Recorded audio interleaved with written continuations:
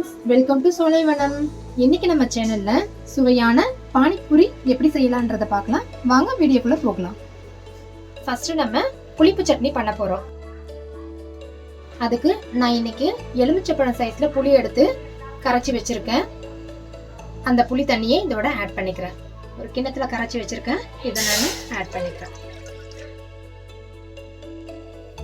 அதோட 10 பேரிச்சம்பழம் கட் பண்ணி வச்சிருக்கேன், அதையும் இதோட ஆட் பண்ணிக்கிறேன். பேரிச்சம்பழத்தையும் அதோட ஆட் பண்ணிக்கலாம். இன்னைக்கு இதுல 1/2 கப் அளவுக்கு வெல்லம் எடுத்து வச்சிருக்கேன், அந்த வெல்லத்தையும் இதோட சேர்த்துடலாம். வெல்லத்தையும் இதோட சேர்த்துட்டு நல்லா கலந்துக்கலாம். அப்புறம் காரத்துக்கு மிளகாத்தூள் சேர்த்துக்கிறேன். இதுல நமக்கு காரம்லாம் தெரியக்கூடாது, புளியுடைய புளிப்பு தன்மையும் தித்திப்பும் தான் இதில் தெரியணும். இந்த புளி சட்னி அப்போதான் நல்லா டேஸ்டாக இருக்கும். இது நல்லா சுண்டி வரணும். டேஸ்ட் ஆகிற வரைக்கும் இதை ஒரு 15 நிமிஷம் வரைக்கும் சிறப்பாகிற வரைக்கும் அப்படியே விட்டு வைக்கலாம். இப்போ நம்முடைய புளி சட்னி ரெடி ஆயிடுச்சு. இது சாப்பிட்றதுக்கு ரொம்ப டேஸ்டி இனிப்பாக இருக்கும். இதை நல்லா ஆறுனதும் நம்ம மிக்சியில் போட்டு மைய அரைச்சி பேஸ்ட் மாதிரி எடுத்து வச்சுக்கலாம். இப்போ நம்ம பானிபூரிக்கு தண்ணி ரெடி பண்ணிக்கலாம். அந்த தண்ணி ரெடி பண்ணுறதுக்கு நான் இந்த 1 கப்பு புதினா எடுத்து வச்சுருக்கேன். அந்த புதினாவை இதோட ஆட் பண்ணிக்கிறேன். கொத்தமல்லி 1 கப் எடுத்துருக்கேன், கொத்தமல்லியும் இதோட ஆட் பண்ணிக்கிறேன். 2 பச்சை மிளகாய் ஆட் பண்ணிக்கிறேன். இஞ்சி 4 பீஸ் ஆட் பண்ணிக்கிறேன். அப்புறம் சீரகம், மிளகு, புளி ஒரு பிஞ்ச் ஆட் பண்ணிக்கிறேன். இதில் நான் லெமனும் வச்சுருக்கேன், லெமனும் நான் கொஞ்சம் இதில் பிழிஞ்சு விட போகிறேன் புளிப்பு தன்மைக்கு. புளியும் வச்சுருக்கேன், லெமனும் கொஞ்சம் பிழிகிறேன். லெமன் கொஞ்சம் பிழிஞ்சிக்கிறேன். இப்போ இதுக்கு தேவையான அளவு தண்ணி சேர்த்துட்டு நம்ம அரைச்சி எடுத்துக்கலாம். இப்போ இதெல்லாம் சேர்த்துட்டு அரைச்சி எடுத்துக்கலாம். பானிபூரிக்கான தண்ணி ரெடி ஆகிடும். இப்போ நம்ம பேஸ்ட்டை அரைச்சி எடுத்தாச்சு. இதை வடிகட்டி எடுத்துக்கலாம்.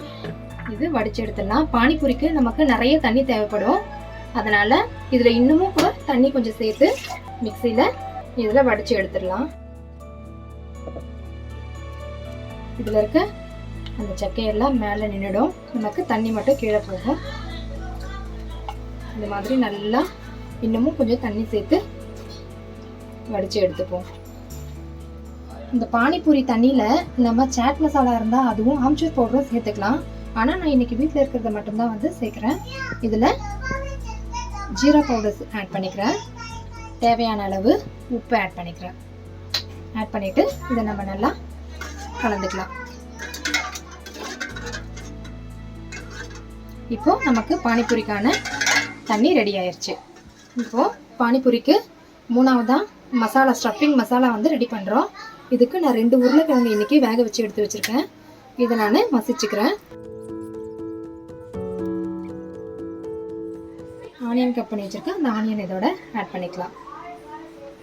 அப்புறம் பச்சை பட்டாணி அதையும் ஆட் பண்ணிக்கிறேன்.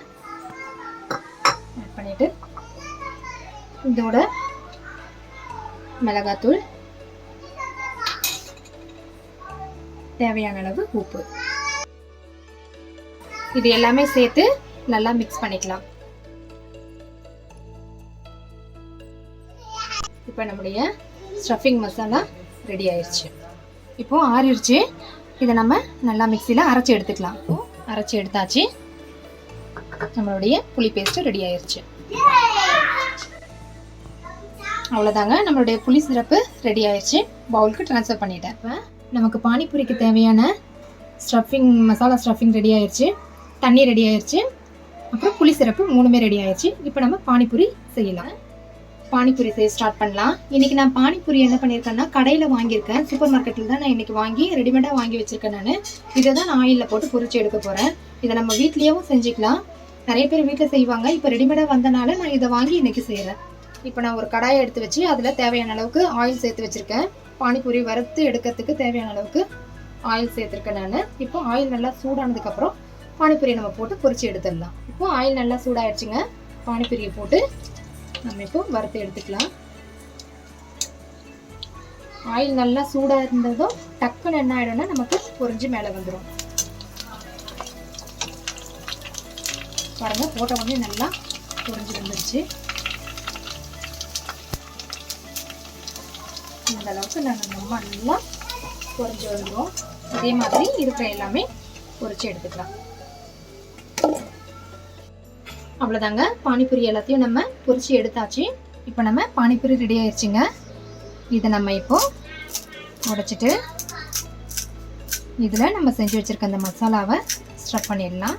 மசாலாவை இதில் ஸ்டஃப் பண்ணியாச்சு. இப்போ நம்ம அதோட செஞ்சு வச்ச புளி சிரப்பையும் ஆட் பண்ணிக்கலாம்.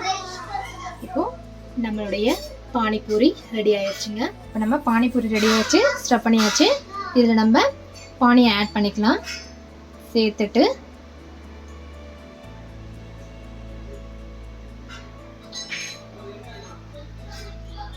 ஓகே ஃப்ரெண்ட்ஸ், நம்மளுடைய பானிபூரி ரெடி ஆயிடுச்சு. ஈவினிங் டைமில் ஸ்நாக்ஸாக நம்ம இதை பசங்களுக்கு செஞ்சு கொடுத்தோம்னா ரொம்ப ரொம்ப ரொம்ப விரும்பி சாப்பிடுவாங்க. நான் செஞ்ச இந்த டிஷ் உங்களுக்கு பிடிச்சிருந்தா லைக் பண்ணுங்கள், ஷேர் பண்ணுங்கள், கமெண்ட் பண்ணுங்கள், மறக்காமல் சப்ஸ்கிரைப் பண்ணுங்கள். கூடவே பெல் ஐக்கானையும் கிளிக் பண்ணுங்கள். Thank you friends.